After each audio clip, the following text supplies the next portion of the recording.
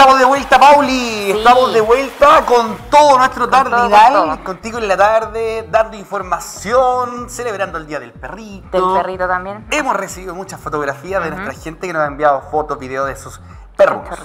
Sí, qué rico. Pero también le contamos al principio del programa que íbamos a tener nuevamente a nuestro gran invitado que tenemos todos los días jueves, que ya es tercera vez que está con nosotros. Tercera vez. ¿Cierto? Porque obviamente conversamos este tema que les tiene obviamente a todos ahí pendientes de el estar estudiando, ¿cierto? La nueva propuesta de la nueva Constitución.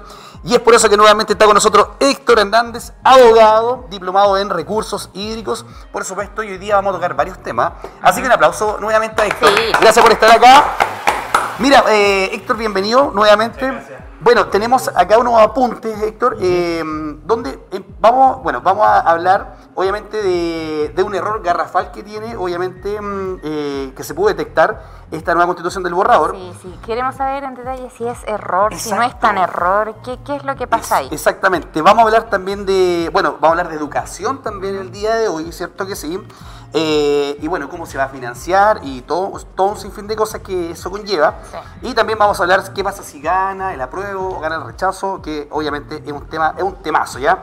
Mira, voy a adelantarme un poco, Héctor, discúlpame, ¿ya? Vamos. Mira, vamos a hablar del primer ítem acá que está, efectivamente hay un error, ¿cierto? Advierten equivocación en párrafo de propuesta de la nueva Constitución, un error de la redacción de la nueva propuesta de la nueva Constitución fue advertido en redes sociales. Se trata de la letra B del inicio 1 del artículo 116, en el cual explica las causas por las cuales una persona puede perder la nacionalidad chilena.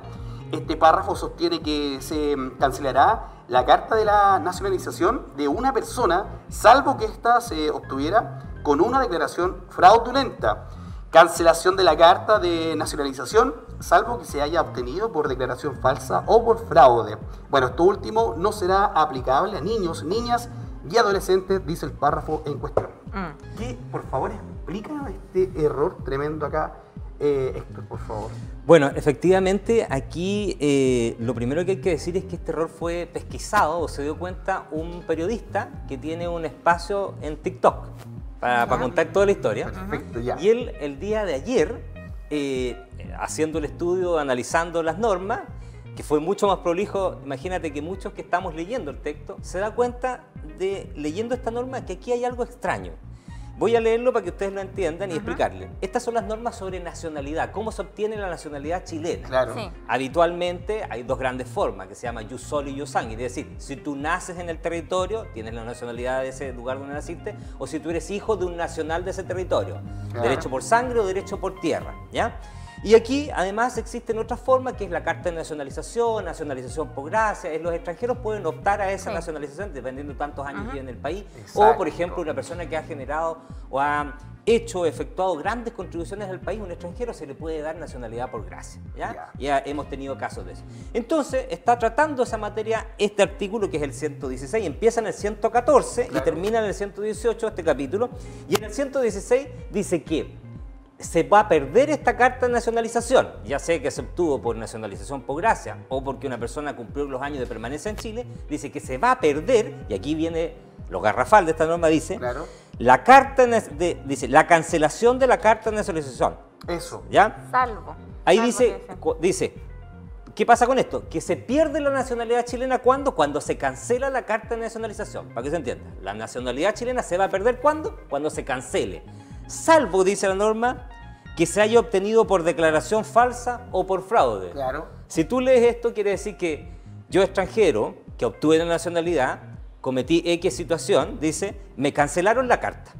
Salvo que yo obtuve esa carta haciendo una triquiñuela, un fraude. Claro. Comprando la carta, haciéndolo maliciosamente, engañando a alguien. Mira lo que está diciendo la norma. Esto solamente, ¿verdad?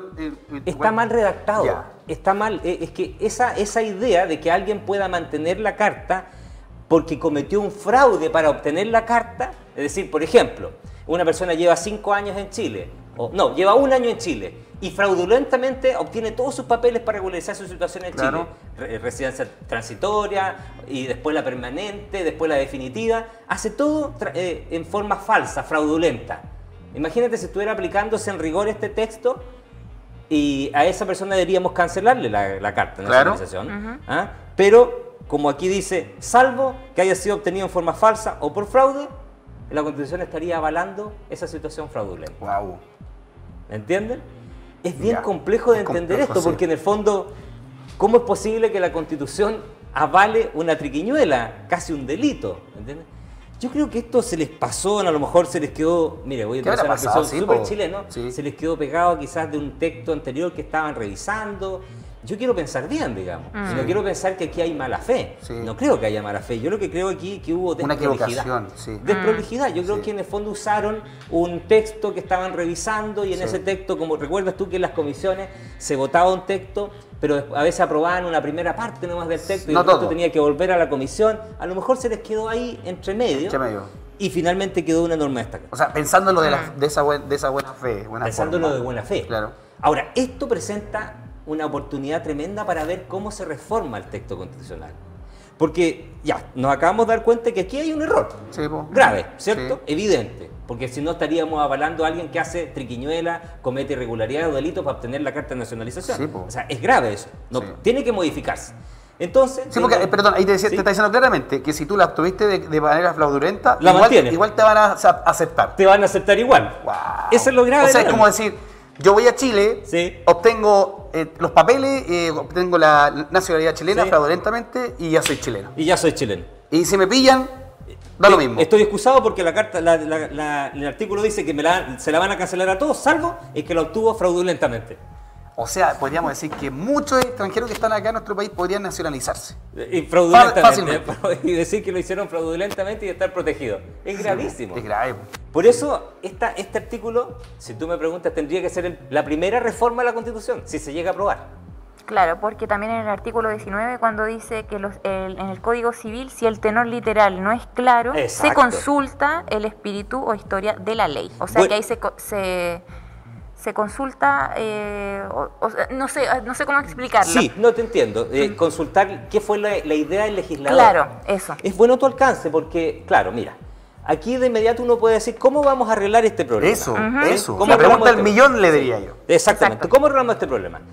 Yo escuché a la presidenta de esta comisión de armonización que ya dio una respuesta un poco siguiendo lo que tú estás diciendo. Yo te lo voy a explicar al tiro. Pero yo creo que no va por ahí. A ver, técnicamente, como este artículo tiene un problema, hay Claro. un mecanismo para corregirlo. Claro. Que es el mecanismo contemplado en el mismo texto constitucional, que es el de reforma constitucional. Técnicamente yo tendría que reformar la Constitución Claro. para arreglar ese artículo. Sí. ¿Ya? Y ahí entramos en toda la maraña de los 4/7, 2/3, consultas indígenas, pueblo indígena, así que corresponde, y referéndum. Lo voy a explicar. Wow. Pero la convencional dijo algo que va un poco en lo que tú dices. Dice, pero esas normas del Código Civil, que no tiene el rango de la Constitución es el mayor rango. Pero es lo que dice en el fondo, mire, ¿sabe qué? Hay que analizar todo el contexto de la Constitución y en realidad interpretar esa norma de la forma más armoniosa y más beneficiosa. Por lo tanto, esa parte no habría que interpretarla de esa manera, sino que habría que dejarla un poco sin uso, en desuso. La verdad que eso legalmente no se puede hacer tratándose de este tipo de normas, porque estas normas son de derecho público y se aplican in actum respecto a lo que están señalando en el momento, ¿ya? No, las normas de interpretación de las constituciones son distintas a las normas de interpretación civiles que tú me estás planteando que son del Código Civil. Esas son para interpretar contratos entre personas. Claro. Pero estas normas son mucho más grandes, ¿ya? Y son distintas, tienen otro enfoque que no se resuelve simplemente con armonizando una norma con otra norma del texto. Y además, para hacer eso que tú estás planteando, habría que saber cuál fue el espíritu de la norma, y para saber cuál es el espíritu de la norma, habría que saber qué fue lo que entendieron los constituyentes cuando estaban redactando. Claro. Y eso tiene un problema, no hay actas. Y en las actas, ¿se acuerdan que lo conversamos? Y en las actas está plasmado todo eso. ¿Qué insumo tuvo el legislador para hacer este artículo 116? No lo sabemos. No. No sabemos porque no hay un acta que diga para el artículo 16 se usó este texto, esta idea constitucional, se revisaron estas normas extranjeras, estas normas chilenas. No existe eso. Hay sesiones grabadas donde algunos de los constituyentes dan sus opiniones, Claro. pero no hay todavía un acta que refleje cómo se llegó a elaborar esta norma. Entonces, ¿cómo la interpretamos? Yo igual, bueno, escuchando también, analizando un poco desde el punto de vista personal, yo creo que hubo una equivocación de como le decías tú, de texto de que escribieron mal, se les pasó. En buen chileno se les quedó pegado una norma que estaban tratando, yo me imagino. Porque, claro, yo lo veo como un error bien complejo. Pero mira, déjame solo para que también la ciudadanía lo sepa y los televidentes que están en su casa entiendan esto, porque si yo aplico a rajatabla lo que dice el texto, yo tendría que ir al capítulo de reforma constitucional y para reformar ese texto de reforma constitucional. Claro. Y la reforma constitucional dice que hay dos formas. Dice, yo puedo solicitar para aprobar a través de moción parlamentaria, diputados, los representantes de la región, etcétera, incluso del presidente de la República, a la aprobación de este ente del Parlamento, este proyecto para modificar esa norma. Y ahí nos presenta dos situaciones. Los parlamentarios puede ser que lo aprueben por 4/7, es decir, 4 séptimos de 155 diputados, ¿ya? Sí. Imagínate que lo aprueben, ¿ya? Aprobaron esa cantidad de parlamentarios. En ese caso dice la norma, artículo 383, para su aprobación el proyecto de reforma necesitará el voto conforme de las 4/7 partes de los integrantes en ejercicio del Congreso.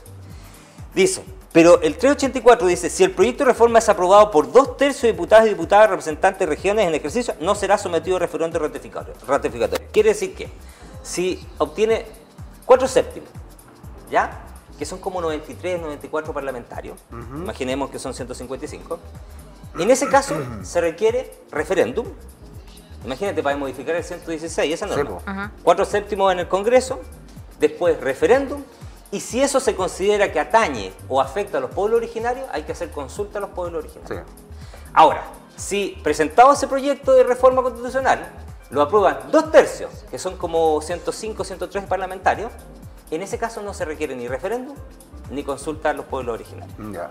O sea, es bien complejo el camino para Para reformar llegar una norma. y arreglar el problema. Arreglar el problema. Sí. ¿Te das cuenta? Imagínate que lo Sí. aprueban 4/7 justo. Vamos a tener que hacer un referéndum para que la ciudadanía diga, sí, pero quiero arreglar este artículo que quedó mal redactado. Claro. Y si imagínate que aparecen los pueblos originarios dicen, oye, esto me afecta a mí, y tenemos que hacer consulta a los pueblos originarios. Sí. O sea, está todo esto un poco en la discusión teórica todavía, porque muchos especialistas dicen, sí, hay que aplicar esto. Otros podrán decir lo que tú planteabas, que en el fondo hay que interpretar armónicamente las normas de la Constitución y llegar a una interpretación que sea armoniosa, beneficiosa, y no necesariamente esta parte de la reforma. Claro. Pero la verdad yo creo que eso es Sí, cuestionable. es un tema bien complejo. Así es. Ya, pues pasemos entonces, bueno, tenemos también, porque acá hay adherentes al rechazo, dicen, no tienen un plan para la continuidad del proceso constituyente. Voy más allá. Nuevamente el presidente Gabriel Boric se refirió al plebiscito del próximo 4 de septiembre, donde la ciudadanía deberá votar la propuesta de la nueva constitución. Bueno, en respuesta a la polémica que han generado sus dichos de la semana pasada sobre el inicio de un posible nuevo proceso constituyente, en caso de que gane la opción del rechazo, indicó lo siguiente: yo creo que quedó claro, dice, a quienes están por el rechazo no tienen un plan para la continuidad del proceso constituyente. Agregó que es importante que la gente pueda leer el texto, que pueda comparar, que se enfrenten las mentiras con el texto. Sin embargo, estas palabras fueron criticadas desde distintos sectores, llamándolo a gobernar. Bueno, dado que ya habían surgido ideas previamente para una tercera vía, y fue el mismo mandatario quien aseguró que no, para posteriormente afirmar que sí hay un plan B. ¿Qué te parece? Bueno, mira, yo creo que en este aspecto la proximidad de las elecciones, esto es el 4 de septiembre, queda un poquito más de un mes y algo, ¿cierto? Claro. Y lo que han ido planteando las encuestas, yo creo que ha ido aterrizando las aspiraciones de los dos sectores, es decir, los que están con el apruebo y los que están con el rechazo. Y en el fondo ha ido aterrizando y los ha ido llevando a la realidad, cual es que cualquiera sea el escenario que ocurra, va a haber que hacer reformas. Las mismas reformas que se plantearon en su minuto que la ciudadanía estaba pidiendo en la calle, ya sea que gane el apruebo, con todos los problemas que estamos viendo que presenta el texto, o por lo menos discordancias que presentan distintas visiones, o que gane el rechazo, lo que significa, digamos, mantener la Constitución del 80 o 2005, en ambos casos va a haber que hacer reformas. Entonces yo creo que siempre fue justo, por lo menos esta es mi visión, plantearse también una tercera vía. Porque si bien en este momento la opción es binaria, entre apruebo o rechazo, la verdad es que la realidad, vuelvo a insistir, aterrizando el texto a la realidad, nos lleva a plantearnos que hay cosas que hay que cambiar, hay cosas que corregir. Por supuesto. Ya sea que se apruebe este texto como tal, que lo tengo aquí en mi poder, ¿cierto? Que lo puedan, está barato, se puede comprar hasta en los kioscos y lo pueden leer, o bien que gane el rechazo. Ahora, yo ya he visto que por lo menos en la derecha sacó una declaración donde dijo, mire, tenemos estos 10 puntos en que hay que hacer cambios, sí o sí. Y la izquierda que está con el rechazo, que hay una parte de la izquierda, ¿cierto? O centro izquierda que está con el rechazo, también ha dicho que este camino tiene que seguir. ¿Ah? Porque los problemas que la ciudadanía planteaba, muchos consideran que el texto no los resuelve. O que las soluciones que está dando el texto van a generar conflicto. Por ejemplo, autonomía de los pueblos originarios, plurijuridicidad, pluralismo respecto a las autonomías. O sea, hay varios aspectos que son muy cuestionados. Entonces, yo les voy a dar un alcance. Fíjense que el texto de la Constitución boliviana, que es muy similar a la chilena, claro. Incluso se acuerdan que hubo una polémica donde Lautaro Ríos, una abogada de Valparaíso, dijo que era un plagio. La Constitución de Bolivia, una copia, la Constitución de Bolivia que fue aprobada el 16, si no me equivoco, 2016, lleva desde ese momento hasta ahora 115 reformas.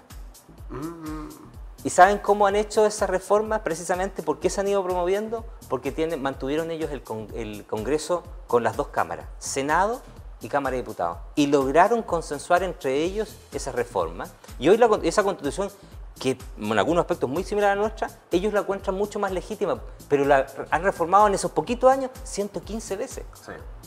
Entonces, este texto, evidentemente, a no todos los chilenos deja conforme, por lo tanto, yo creo que independiente de lo que ocurra, van a haber reformas. Sí, yo pienso lo mismo, independiente de lo que vaya a pasar. Ya, vamos entonces ahora a hablar de educación, ya Héctor.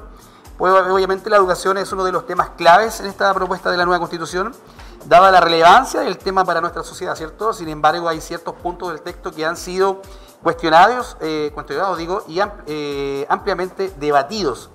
Bueno, ¿qué señala la propuesta? En el artículo 35, la educación será de acceso universal a todos sus niveles y obligatoria también desde el nivel básico hasta la educación media. ¿Ya? Ahí es el 35, vamos por partes, ¿cierto? A ver, efectivamente esto está tratado en el artículo 35, todo lo que tiene que ver con educación, hasta el artículo 44 más o menos aproximadamente, no, hasta el 43, donde trata o consagra el derecho a la educación, que está en la Constitución actual, esto está, no tan en profundidad como esto, pero está. Ahora, ¿dónde surgen las dudas? Primero porque hace una declaración de principio que puede ser cuestionado por algunas personas en el siguiente sentido. Dice, la educación se rige por los principios de cooperación, no discriminación, inclusión, justicia, participación, solidaridad, interculturalidad, enfoque de género, pluralismo y los demás principios consagrados en esta Constitución. Claro. La primera crítica que se hace es dónde está la libertad de los padres para elegir el modelo educacional que quieran darle a su hijo, religiosamente o moralmente. ¿Por qué? Porque dice, mire, la Constitución ya me dice cuáles son los principios por los cuales debo regirme en materia de educación, que son estos, 35 número 4. La educación se rige por los principios de, y ahí te plantea los principios.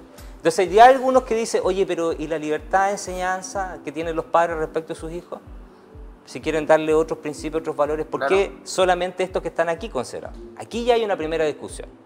Lo segundo es que, por ejemplo, cuando habla de cómo está conformada esta educación, menciona que, por ejemplo, en el artículo 37, el sistema de educación superior estará conformado por las universidades, institutos profesionales, centros de formación técnica, academias, creados o reconocidos por la escuela, las escuelas de formación policiales y fuerzas armadas. Claro. Y en otra parte, habla, por ejemplo, el sistema del artículo 36, voy a terminar para explicar cuál es el punto que se hace. Sí. El Sistema Nacional de Educación estará integrado por los establecimientos de las instituciones de educación parvularia, básica, media y superior creadas o reconocidas por el Estado. Y algunos se preguntan, ¿y qué pasa con el kinder? Pero al hablar de parvularia no entra. Lo que pasa es que la educación parvularia, técnicamente la educación parvularia es previa a Yo tengo entendido que... cuarto y quinto básico. Ya. Que no es necesariamente, o sea, lo conocemos nosotros comúnmente como el kinder, pero está hablando del periodo anterior. Es entre los 6 meses, desde la sala cuna hasta los 4 o 5 años, digamos. Ese periodo, que incluso ha sido muy polémico, porque hubo un proyecto de ley el año pasado que se rechazó, donde se establecía que eso también tenía que ser obligatorio. Entonces la pregunta que se hace, ¿qué pasa con ese periodo? O sea, no está considerado aquí, es la duda que surge. Porque no se habla necesariamente claro de la educación pre-básica o preparvularia, digamos. Pero no queda claro, no está claro o no está definitivamente. O sea, yo te leo el texto como dice, educación parvularia. ¿Habría que entender e interpretar que educación parvularia alcanza todo? No, porque la educación parvularia en Chile está dividida entre kinder, digamos, y todo lo que es el nivel medio mayor hacia abajo, que es desde los, tengo entendido, de los 6 meses hasta los 3 años, una cosa así. Entonces, ahí hay una duda razonable de hasta dónde alcanza. Esa es una primera cosa. Y lo segundo, que también es bien complejo, que parte de este mismo artículo 36, el Sistema Nacional de Educación. Se crea o se habla de un Sistema Nacional de Educación. Y dice que en el artículo 36, número 8, dice, el Estado debe financiar este sistema. O sea, habla de que... ¿Cómo se va a financiar? Claro, habla de que el Estado financiará un Sistema Nacional de Educación. ¿Ya? Este Sistema Nacional, dice, será de forma permanente, directa, pertinente y suficiente a través de aportes basales a fin de cumplir plena y equitativamente con los fines y principios de la educación. Dice que se financia con fondos públicos. Pero todos nosotros conocemos en general la educación particular subvencionada. Y sabemos que la educación particular subvencionada se financia por un aporte que hacen los padres y un aporte que hace el Estado. Entonces la pregunta que surge, ¿qué pasa con los colegios o escuelas particular subvencionadas? Porque de estas normas se infiere que el sistema nacional de educación va a ser público y que el Estado va a financiar a la educación pública. Y dice que será con aportes basales, que surgirá de impuestos, dice básicamente. Claro. Entonces, y lo que aporta el padre, ¿dónde está considerada esa parte del aporte del padre? Si tú lees estos artículos, no está en general. O a lo mejor no sale porque no va a haber modificaciones. O sea, lo que pasa es que, claro, uno podría pensar eso sí. Si estuviera considerado las normas transitorias. Yo no lo encontré las normas transitorias en general. Y si tú lees estas normas, en general, mira, por ejemplo, dice, por ejemplo, la educación pública constituye el eje estratégico, ese es el 36, número 7, del Sistema Nacional de Educación. Su ampliación y fortalecimiento es un deber primordial del Estado, por lo cual articulará, gestionará y financiará un sistema de educación pública de carácter laico y gratuito, compuesto por establecimientos e instituciones estatales de todos los niveles y modalidades educativas. O sea, además consagra la gratuidad. Claro. Entonces, por eso digo, y si consagra la gratuidad, dice que va a ser con fondos públicos, con aportes basales y pagado con impuestos, está dejando fuera el aporte del padre. Es una consulta legítima que uno se hace, porque en estas normas no está. No está dentro de estas normas, y por eso el planteo lo pueden leer, artículo 35, 36, 37, hasta el artículo 43, todo lo relativo a educación en la Constitución. Y de esas normas, yo por lo menos no leo dónde está el financiamiento o el copago de los particulares. Es una justa y legítima observación que uno hace respecto a estas normas. Claro, ya, perfecto, ¿Entiendes? muy bien, ya. Se nos quedó algo aquí en el tintero, hablamos también hablamos de la 42, ¿cierto? Sí. Sí, estábamos recién hablando, claro, dentro de eso. Bueno, pasemos también, claro, financiamiento solo a la educación pública, bueno, también comentamos sobre eso. Bueno, aquí también dice, dice, según el texto, el financiamiento será la educación pública con ausencia de referencia a colegios en que padres y escuelas reciben aporte del Estado, pese a que en la actualidad representan el 56% de las matrículas de niños. Sí, eso es lo que en el fondo representa la educación particular subvencionada. Ya. En Chile sobre el 52, 53% y más, yo diría el 54% de los niños se educan en colegios particulares subvencionados. Ya, perfecto. Creo que un 30% está en la educación pública. Entonces es una legítima duda que uno tiene respecto a este texto. Exacto, sí. Ahí nos vamos aclarando. Bueno, ¿y se limita también la libertad de elegir a los padres? Mira, sobre eso yo diría que hay que analizar más la norma, porque primero el artículo 41 dice se garantiza la libertad de enseñanza y es deber del Estado respetarla. Claro. El número 1. Y el número 2 del 41 dice, esta libertad de enseñanza comprende la libertad de madres, padres, apoderados, apoderados y tutores legales a elegir el tipo de educación de las personas a su cargo, respetando el interés superior y la autonomía progresiva de niños, niñas y adolescentes. Las y los profesores educadores son titulares de la libertad de cátedra en el ejercicio de sus funciones en el marco de los fines y principios de educación. Mira, hasta aquí parece que lo que dijimos al principio del programa respecto a la libertad de los padres para educar a sus hijos en los principios y valores estaría resuelto, porque dice esta libertad de los padres comprende la libertad de elegir el tipo de educación que quiere. Claro. Ahora, vuelvo a insistir, porque quiero ser súper legítimo y transparente. No habla de los particulares subvencionados. Sí, pues. Menciona en un artículo que es el artículo 37.6, dice en las escuelas y aquellas escuelas privadas que determine la ley, por ahí las menciona. Pero en el artículo 35.4 habla de los principios por los cuales se debe regir la educación. Y los leí. La educación se rige por los principios de. O sea, establece principios. Entonces, ¿cómo entendemos esta norma que establece los principios con esta otra que da libertad de educación? O sea, hay como Hay una especie de colisión sí, respecto de lo que dice son los principios contradice con respecto de esta norma que da libertad. Porque en el fondo tú tienes que interpretar estas normas. Exacto. Porque una parte dice una cosa y la otra da a entender otra cosa. Una parte te dice, usted en la educación pública se rige de esta manera, y por otra parte te dice, pero el padre tiene libertad para elegir. Exacto. Entonces, va a haber que conciliar esas normas finalmente y decir hasta dónde llega esta libertad del padre o hasta dónde llega esta, entre comillas, obligación de yo de cumplir estos principios que la Constitución me está dando. Perfecto. Eso es lo que va a haber que conciliar en estos aspectos. Ya, mira qué bueno también Sí. ir aclarando ese punto también. Ya, se nos queda ahí algo, ¿no? Bueno, hablamos del 90% de nuestros colegios que son gratuitos, Sí. el Estado impone su educación, adiós kinder. Eso también... Como que Es queda, que es queda una ahí. duda, pero Sí, está ahí, digamos, sí, claro. sí, también. Bueno, hablemos entonces de lo que nos convocó a continuación. ¿Qué pasa si se aprueba la nueva Constitución? Bueno, el presidente de la República debe convocar al Congreso Pleno para que en un acto público y solemne se promulgue y se jure también y prometa respetar y acatar también la nueva Constitución. Dicho texto será obviamente publicado en el diario oficial como corresponde dentro de 10 días y en los 10 días siguientes su promulgación, para entrar en vigencia. Bueno, eso también queremos hablar de eso. ¿Qué pasa si se aprueba? También si gana el rechazo, se mantiene también la Constitución del 80, reformada por Ricardo Lagos en el 2005. Claro, si esto se aprueba, evidentemente el presidente lo somete, tiene que promulgarlo, tiene un plazo de 10 días y comienza a regir.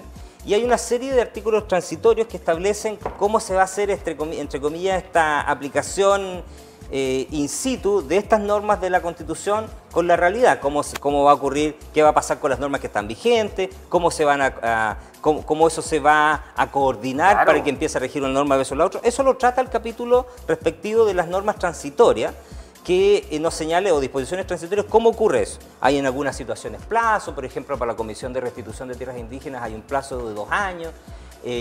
Hay plazos respecto del término del Senado, por ejemplo, el 2026. Hay distintos plazos que se fueron dando en el conjunto de normas transitorias. Hay hartos aspectos regulados ahí, pero los hechos, si gana la apruebo, el día 4 de septiembre, el presidente tiene 10 días para promulgarlo. Tiene que llamar ahí una reunión del Congreso Pleno, ¿cierto?, donde se promulga y entra a regir de inmediato. Ya. En todas aquellas normas se entiende que entra a regir de inmediato, al tiro, de inmediato. Por supuesto que van a haber algunos aspectos que el borrador establece que uno entiende que va a ser más largo. Y los especialistas en general han dicho que, sobre todo en algunos aspectos de los pueblos originarios, por ejemplo, todo lo que tiene que ver con hacer efectivo el pluralismo jurídico, por ejemplo, la creación de todos los órganos jurídicos de los pueblos originarios, eso se va a demorar mucho tiempo.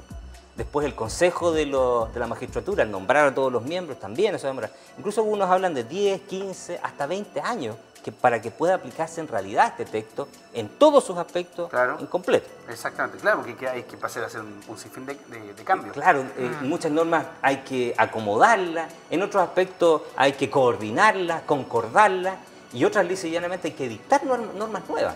O sea, eso va a ser un trabajo de mucho tiempo, la implementación, como siempre ha sido con, en general, las normas, porque después hay normas que se dicta un reglamento, etc. Ahora, y si gana el rechazo, yo lo he dicho varias veces, aquí la clase política es la que tiene que ponerse los pantalones largos y darnos una solución. La solución será por hacer una nueva asamblea constituyente para dictar un nuevo texto, porque la ciudadanía igual dijo ya hace 1 año, 2 años, que quería cambiar la constitución del 80-2005. O será a través de una nueva asamblea constituyente. Ya se presentó un proyecto hoy día para que esos constituyentes no puedan volver a ser candidatos. Se presentó en el Congreso hoy día, o ayer. ¿Será a través de una comisión de expertos? ¿O será el mismo Congreso que haga? Esa es la alternativa menos querida por la gente. La gente no quiere mucho que lo haga el Congreso, digamos. Pero están todas las alternativas puestas sobre la mesa. Mira acá hay un televidente, bueno, que dice, cualquier constitución, dice, nueva será mejor que la actual. Dice, apruebo para seguir hacia el futuro. Es una opinión completamente legítima respecto de lo que es el proceso, pero yo llamaría más que, yo siempre lo digo, más que votar con la emoción, hay que votar con la razón. Y yo aconsejo leer el texto, comparar este texto y tratar de extrapolar este texto respecto a la realidad de lo que podría ocurrir. Miren, déjenme que solo me voy a extender un segundito, pero en el mundo moderno se analiza, existe una teoría que se llama el análisis económico del derecho. ¿Qué quiere decir eso? Cómo las normas inciden en la vida económica, pero también social y moral. Porque una norma me afecta a mí. Entonces, también es legítimo preguntarse cómo esa norma va a afectar la economía, la sociedad, mi vida, en todos sus aspectos. Y ese análisis permite vislumbrar en el tiempo, mira, esta norma que parece súper bonita acá, muy bien hecha, va a generar todos estos problemas económicos, conflictos sociales, conflictos políticos, etc. Y ese análisis, yo aconsejo que uno también lo haga respecto a este texto, que mire el texto a largo plazo, que lo despoje de izquierda y de derecha, y que trate de mirar objetivamente el texto. Por ejemplo, las autonomías, todo lo que tiene que ver con medio ambiente, animales sintientes, titularidad de la naturaleza, cómo puede afectar eso a la economía o lo va a beneficiar. Entonces, yo creo objetivamente que uno tiene que mirar, tiene que hacer un análisis racional y mirar el texto. Pero las visiones son todas legítimas. No tanto por lo emocional. No tanto por lo emocional. Perfecto, muy bien. Mira, también queremos que la gente sepa esto, lo siguiente. Mira, ¿es obligatorio participar del plebiscito de salida, obviamente, este 4 de septiembre? Sí, es obligatorio. Todos los chilenos, es una votación obligatoria. Estamos todos convocados, chilenos y extranjeros. Tengo entendido que hay como cerca de 350.000 extranjeros que van a poder votar en estas elecciones. Wow. Venezolanos la mayoría, pero peruanos de distintas nacionalidades. No es menor. Y va a ir subiendo con los años, si es que sigue el país recibiendo tantos inmigrantes. Y si usted no vota, va a ser sancionado, una multa que le va a aplicar el juzgado de policía local. Y las excepciones son básicamente estar enfermo o estar fuera de Chile o a más de 200 kilómetros del lugar de votación. Pues las multas van a ser de 5 a 3 UTM. De 0,5 a 3 UTM, perdón. Sí, es plata. Así que yo aconsejo ir a votar. Claro, hay que tener esas excusas muy claras, así que no quiere votar obviamente como las que ya mencionaste. Así es. Bueno, algunas fechas relevantes, el 6 de julio, el 6 de julio sí, al 1 de septiembre, periodo de campaña. Que ya estamos en plena campaña, ¿cierto? 5 de agosto y 1 de septiembre, franja televisiva, ¿ya? Sí. 13 de agosto, Cervel publicará los datos electorales y nómina de vocales de mesa. También hay que estar atento a eso. A cualquiera nos puede tocar. A cualquiera. A cualquiera puede tocar.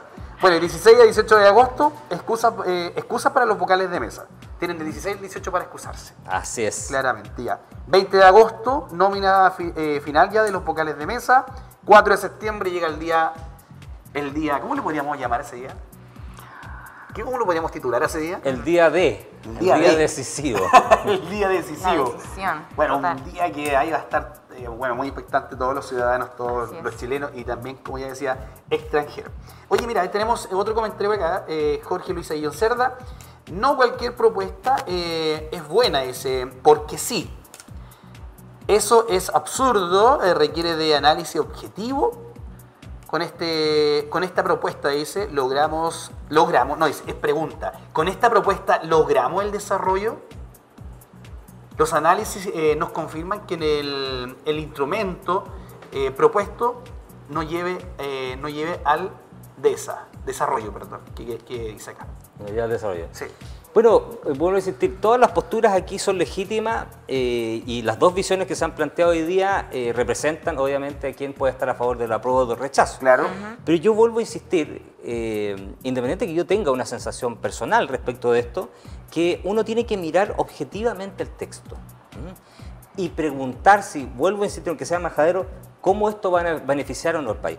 Si tú me preguntas, hay un par de normas que fueron bien polémicas y que están en el capítulo referente a las relaciones internacionales, que se plantea en este texto que Chile va a tener relaciones económicas privilegiadas, digamos, o preferentes con los países de Latinoamérica.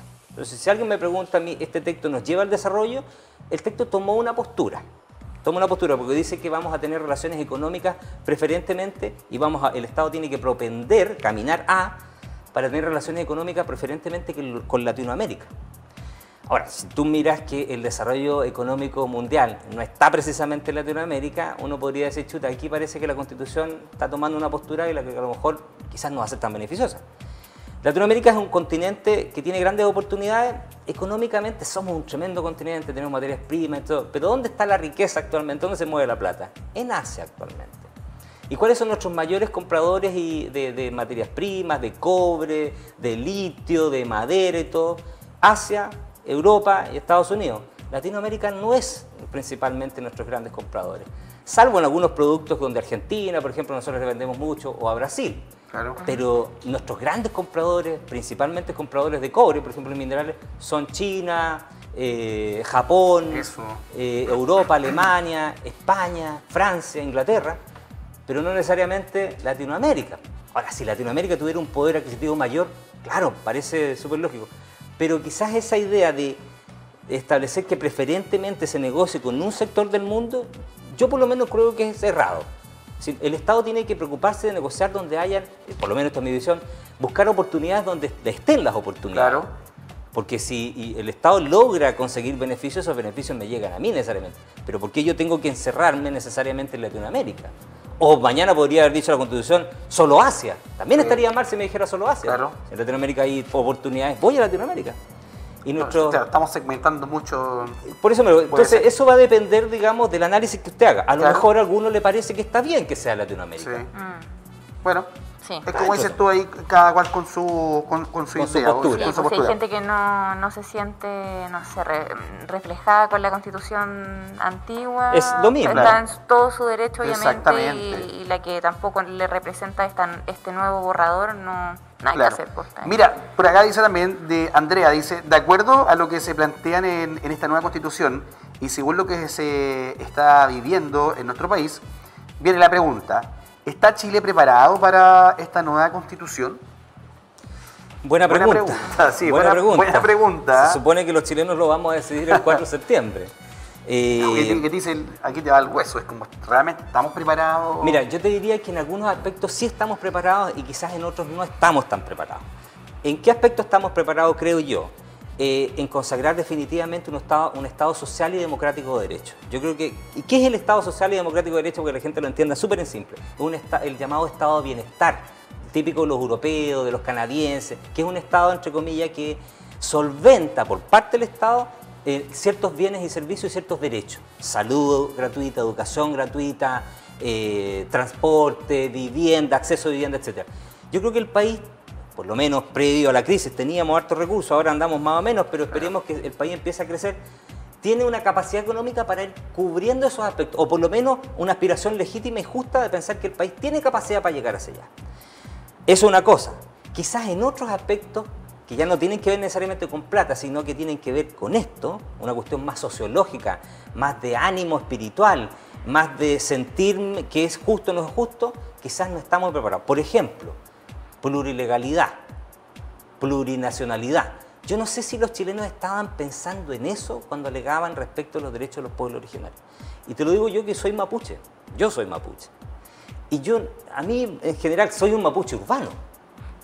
Tú me dirás, a lo mejor tú no tienes la sensibilidad de los mapuches que están en las zonas rurales. Claro. Pero yo creo que los problemas de los mapuches que eran de dignidad, de acceso a los servicios, de pobreza, de respeto por sus tradiciones, que eran las grandes demandas que yo por lo menos como mapuche urbano tenía, no dicen mucha relación con eso otro. Por ejemplo, el derecho autónomo distinto.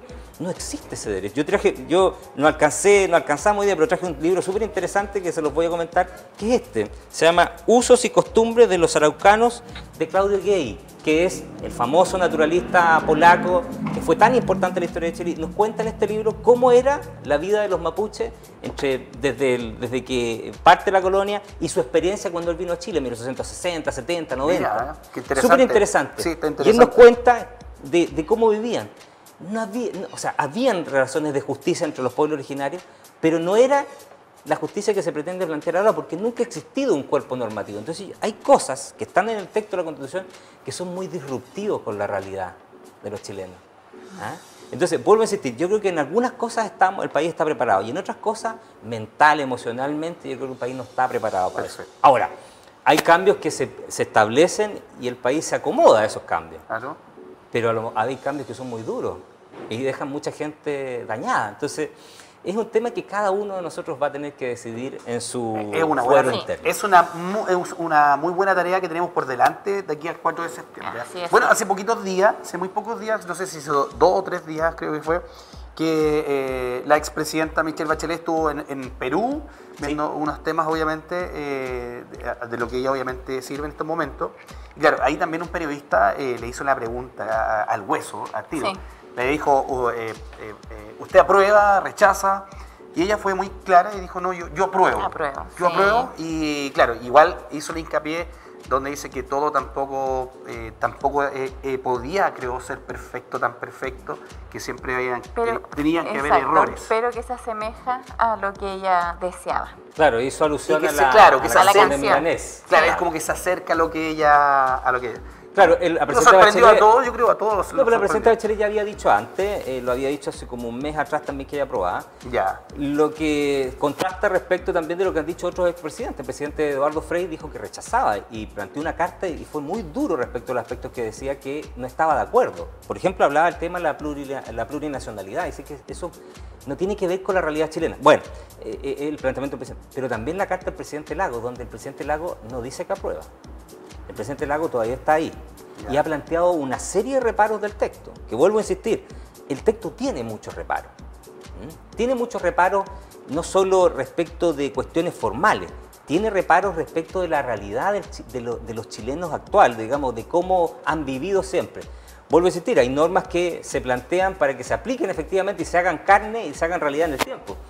Pero no sé si en algunos aspectos aquí... Yo creo, y digo muy honestamente, creo que en algunos aspectos se está experimentando un poco. Por ejemplo, voy a dar un ejemplo. La Cámara de las Regiones y la Cámara de Diputadas y Diputados. Eliminar el Senado. Yo honestamente creo que eso es un tremendo error. Porque las implicancias que tiene eso respecto a las posibilidades de que existan un poder político en algún minuto tenga todo el poder en Chile, la presidencia, la Cámara de Diputados y la Cámara de Regiones, es muy alta. Y los casos en que eso, los países donde se eliminó eso, el Senado, y ha funcionado, vienen de vuelta. Perú, por ejemplo, acaba de presentar un proyecto de ley donde trata de restablecer el sistema bicameral, precisamente porque han tenido muchos problemas. Entonces, los ejemplos donde este sistema de gobierno y de parlamento se estableció, como lo está haciendo el proyecto Obrador, ¿sí?, no son muy buenos. ¿Cuáles son? Venezuela, Ecuador, Bolivia, Colombia. Bueno, Bolivia no, porque mantuvieron el Senado. Perdón, no Colombia, Cuba. Entonces, no son los mejores ejemplos. Las naciones desarrolladas normalmente, y las que uno mira, tienen Senado. Sí. Porque hace el contrapeso de los poderes. Entonces, yo creo que esas normas son experimentales y por lo menos a mí no me hacen ruido. Mira qué buena también ahí ir dando todos esos puntos. Bueno, por último, para ir combinando ya, vamos con el último comentario por acá. Dice, también es buen planteamiento, dice, no es el mejor escenario para solventar los derechos. Necesitamos tener una visión de prosperidad económica, cosa que ni el gobierno ni la propuesta constitucional plantean. Bueno, es cierto que hay una famosa frase, y con esto yo, digamos, para ir terminando en el fondo, sí, no quiero aburrirlos tampoco, hay una famosa frase del presidente Clinton, disculpe que lo utilice así, a propósito de lo que pasaba en Estados Unidos cuando el presidente Clinton gobernaba, le decía, ¿por qué hay tantos problemas políticos y hay desavenencias? Le decía a uno de sus asesores, es la economía, estúpido. Y la verdad que cuando la economía anda mal, evidentemente mucha de la proyección de las cosas y de lo que se plantea en las normas ya no hace tanto sentido.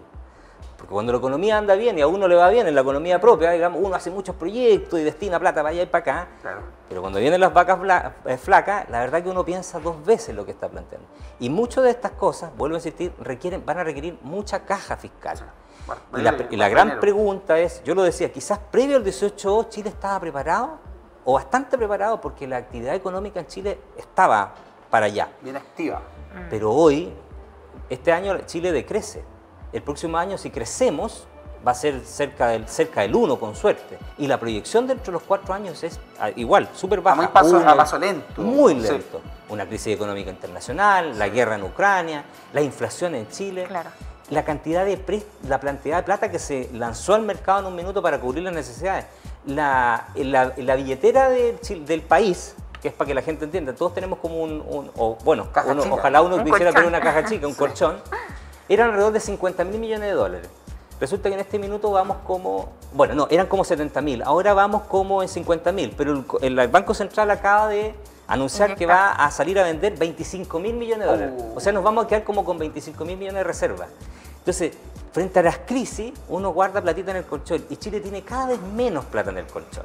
Yo creo que así está todo el chileno, estamos en las mismas. Estamos todos en las mismas. El chanchito ha ido cada vez quedando con menos moneda. Y ahí es donde surge, y es legítimo lo que dice, si el país estará en condiciones ahora de dar este salto. O sea, yo creo que todos tenemos la aspiración de que ojalá esto se cubriera por el Estado.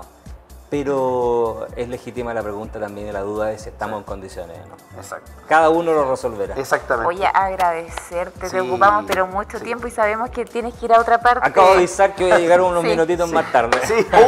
Oye, nos pasamos. Nos pasamos, pero mucho. Estaba muy Las preguntas del público estaban entretenidas. Sí, se nos quedaron ahí en el tintero, pero bueno, para el próximo jueves. Para el próximo jueves. Ya pues, Héctor, un aplauso para ti. Muchas gracias. Muchas gracias. Muchas gracias. Sí.